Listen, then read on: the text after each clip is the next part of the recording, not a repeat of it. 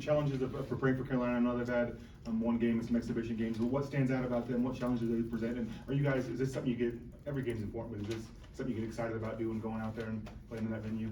Oh yeah, I've never been to Chapel Hill to play, so I am personally excited. I know the players are and will be a lot more as we get closer. But I'm excited about it. You know, I've seen, and we've seen,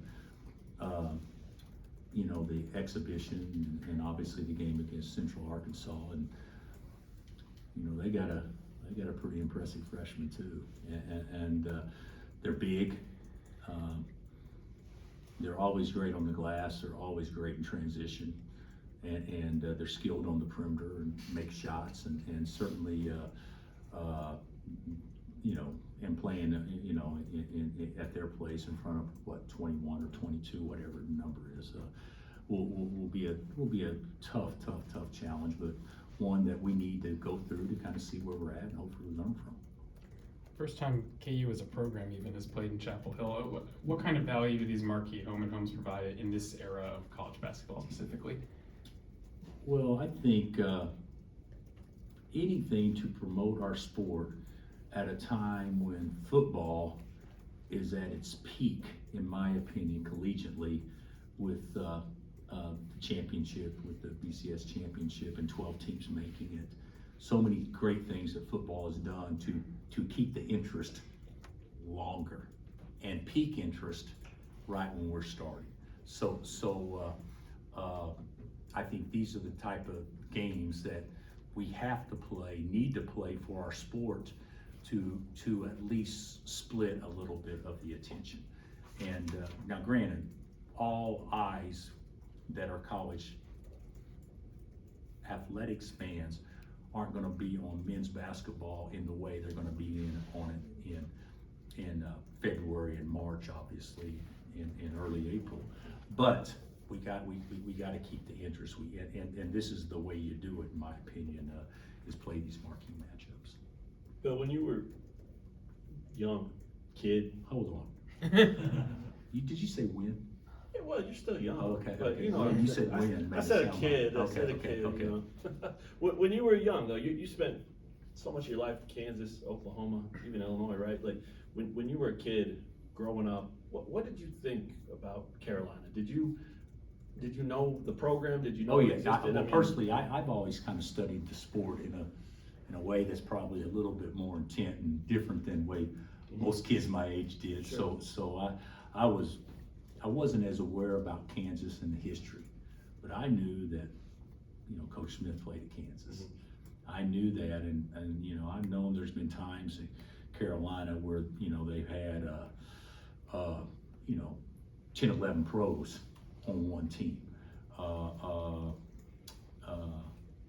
And I've always been so impressed. I always thought Coach Smith was one of the most innovative, and I think it's you know, thought by everybody, one of the most innovative coaches our sport is known, in that people copied what they did.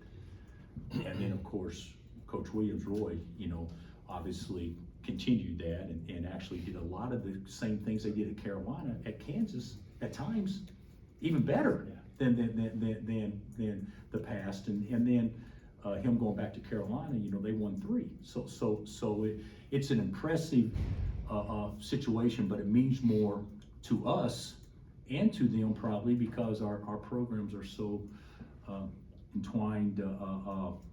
And do you really have, is Carolina really Carolina without Kansas, and is Kansas really Kansas without Carolina? And the answer is no. So I mean, you can debate that, but that's a fact. Sure. So I do think it brings more attention to this matchup. What was it? I mean, you know, no internet, games weren't on your phone, games weren't on TV. Was it as easy to get a feel for what North Carolina basketball was when you were, you know, in college even? You know, what was it? Indiana and Carolina in the national championship game in '81. Yeah. Was it Alwood, if I'm not mistaken? And certainly, you know, the team that they had that won it in '82. No, was it Carolina and Isaiah won it? didn't they beat Carolina in the finals, I think? And then the year that they won it with Michael and James and Right.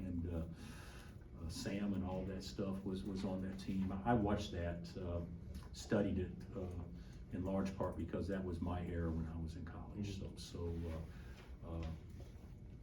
It's been pretty impressive. You know, as good as Carolina's been over time, when you're that good year in and year out over time, you know, they were one of the 5 favorites to win a national championship most every year. And we know as well as anybody that there's a lot of good fortune that goes into actually winning that last game and advancing.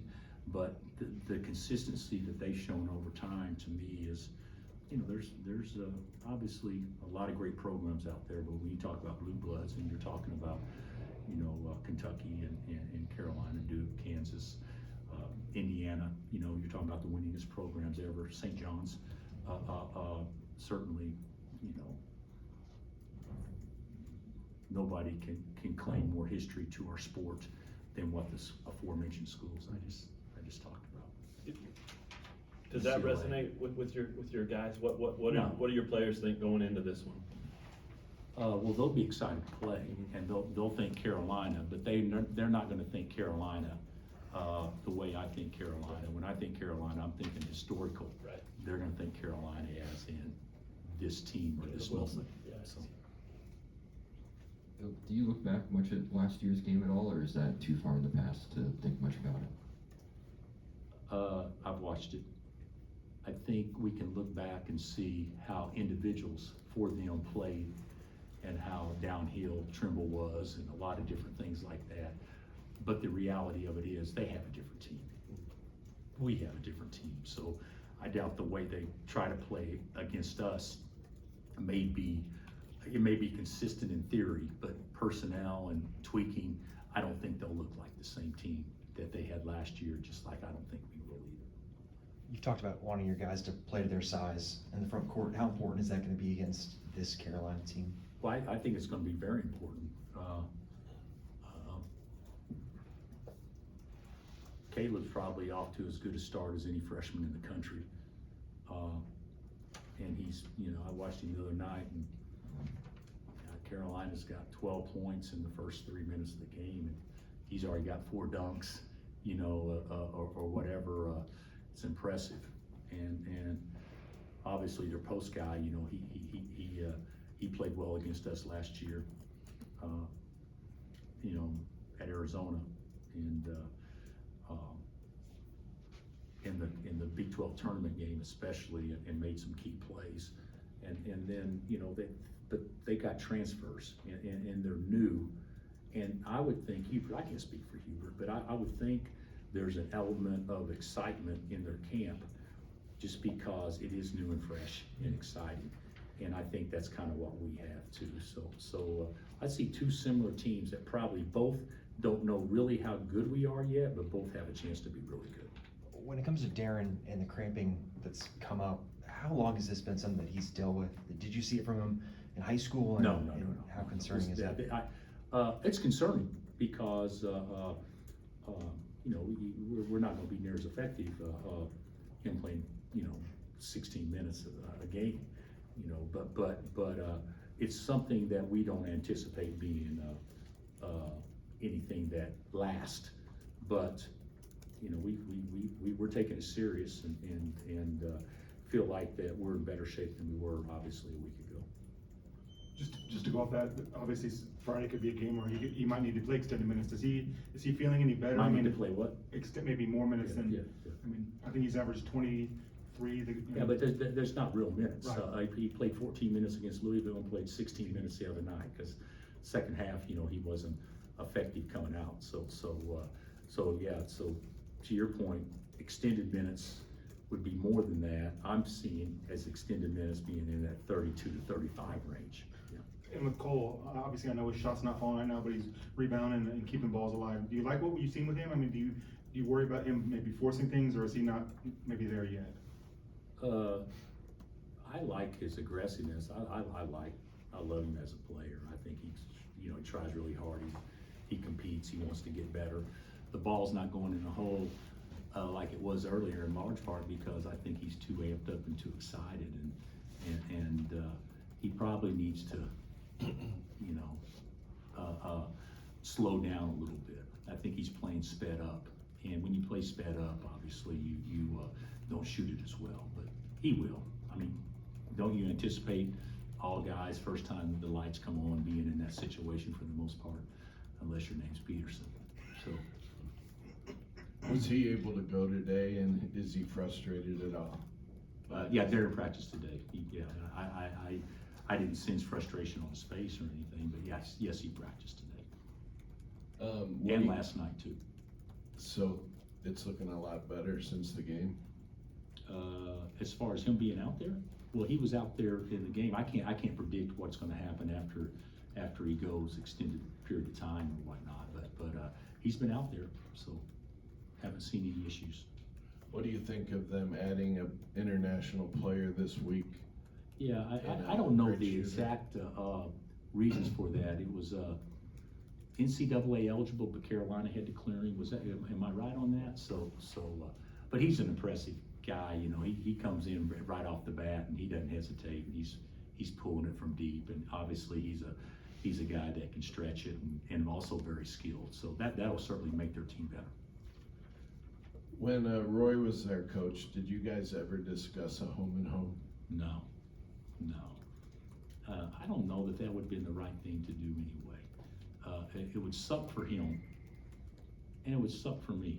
So if that's the case, then probably not a great combination to decide to play home and home. But I do think, you know, it's different with Hubert, and I think the fact that we met up a couple of years ago in a big game, I think adds to it a little bit, because you know that was a coin flip game, as everybody knows, and so you know that it certainly maybe adds to the intrigue of the game. Could you envision continuing more home and homes with them? I would love to. We've talked about that. I think that would be great, but it's also got to fit for them. You know, how many games is the Big 12 going to play in league next year? I know our league, but I don't know how many the ACC plays. Then you have all the other games, and you got the players there, and you got so many different things going on that the true home and homes are important for our sport, but you can't play them all. You can't play many of them if, in fact, you know, your schedule is playing 7, let's say, games already, that only leaves you, you know, 6 games, let's say, to actually schedule on your own. You know, players we're scheduling for 4 games next year. And you got the champions, and you got the other things going on, and you got the Missouri series, and you know, Connecticut returning. I mean, there's so many different things going on that it kind of limits you. But this would be one that I would love for this to continue, regardless of our scheduling situation. And is there one, now that you're going to get to go to the Smith Center, is there one arena besides that you're dying to go to? Dying may be a stretch. You know, we don't say the word dying anymore around. You know, I think you know, we haven't been to Cameron. I've never been to Cameron, and I've never been to Chapel Hill. So those would be 2 bucket list things, and we get to mark one of them off this year, obviously. Elmarco Jackson had the most minutes out of any non-starter against Green Bay. How are you kind of envisioning his role on this squad, and what are you seeing out of him in terms of a leadership standpoint? Well, he and Maury and Flo are our most veteran guys, and they're sophomores. So I think he can lead. He's been here for 2 years, even though he's a sophomore, because he had to sit out last year. So he's got a feel on what we're trying to do and accomplish. And he's such a good person, and guys like him, that his voice will carry. And I think he can become a sounder playing, but I think the more sounder he becomes playing, I think that will allow him to be a better leader too. Sometimes it's hard to lead if you're, you know, not taking care of the business yourself anyway. But he always does off the court. I'm just talking about execution. So I'm happy with him. Right now, I see him as the first guard off the bench, and I see him, whoever's playing the best stays in the game. So basically a six starter type guy. I think you mentioned it the other night with the freshmen around the country, obviously 2 in this game, a bunch in the league. Is it a cycle thing, or is there something to it? Are you seeing any rhyme or reason to why this freshman class is so Well, powerful? first of all, I read something the other day. It may be the best freshman class ever. Yeah. Do you guys see the same thing? I mean, people, I don't know if that's true, but it's really strong. I also wondered this, and I haven't thought this through, but with the portal and the circulation and all the things, and the guys, obviously, going pro as early as they possibly can, the most talented kids in every class will be your freshmen, the most talented kids.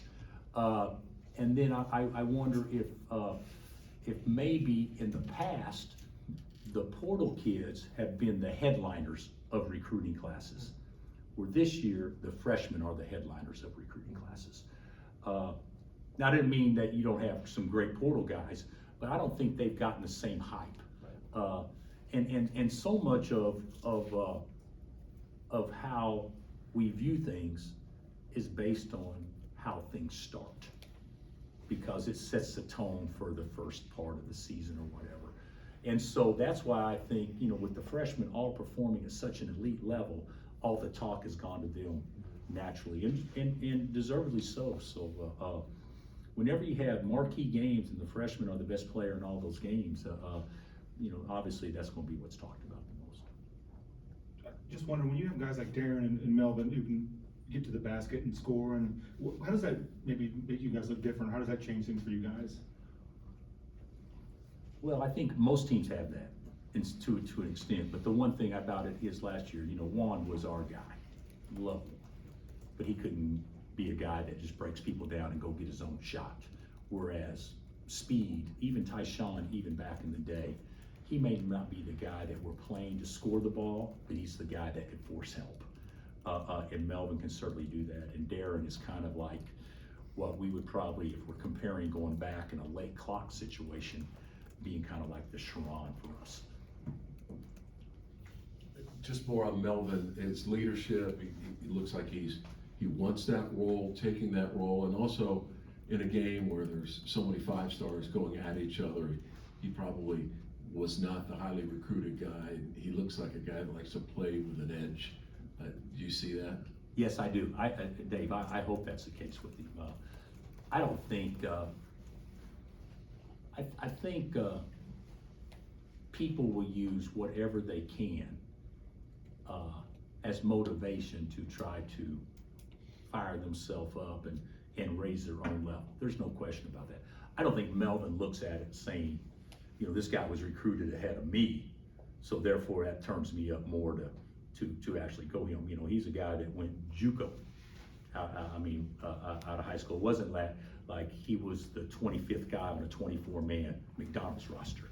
So I don't see it maybe to the extent that the way you described it, but I do see it at the extent of I can play with anybody. And he has been all those things that you just mentioned. He's been a good leader for us, but he also can do a lot of things to become. He's a good leader verbally. He can also do some things more by example too, as far as execution out there. All right, thanks, Coach. Thanks, Coach.